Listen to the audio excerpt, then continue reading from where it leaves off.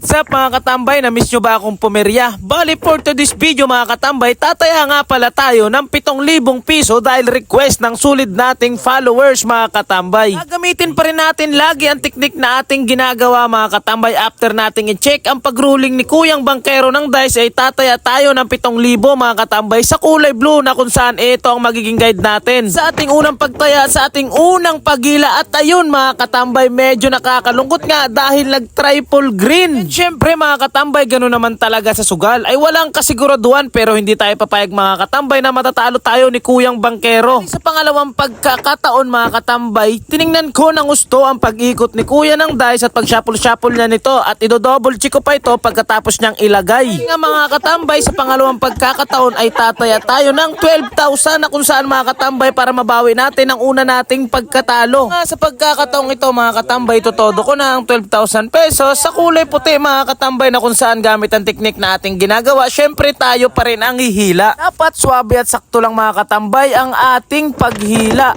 At eto nga mga katambay, hindi lumabas ang kulay puti. Ganon talaga, walang kasiguraduhan kapag sumusugal.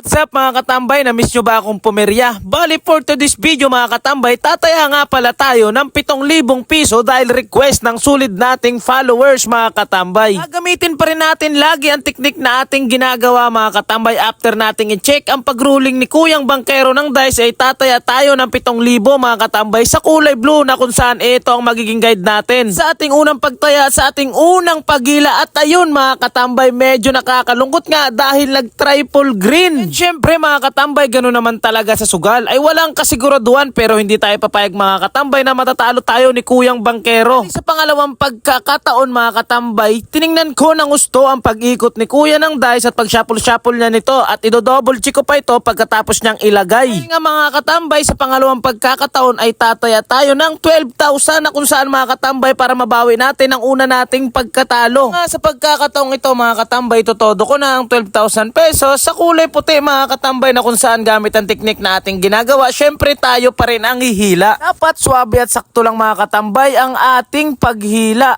At eto nga mga katambay, hindi lumabas ang kulay puti. Ganon talaga, walang kasiguraduhan kapag sumusugal.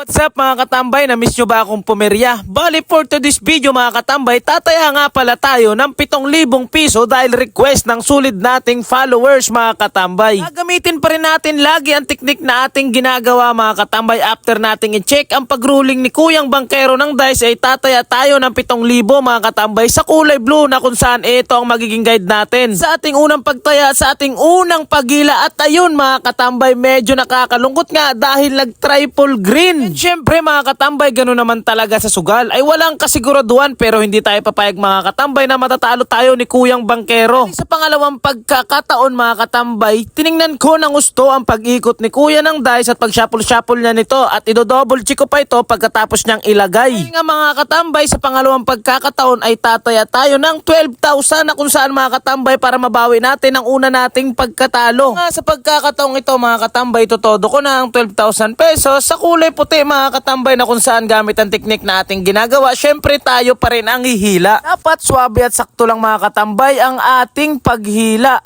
At eto nga mga katambay, hindi lumabas ang kulay puti. Ganon talaga, walang kasiguraduhan kapag sumusugal.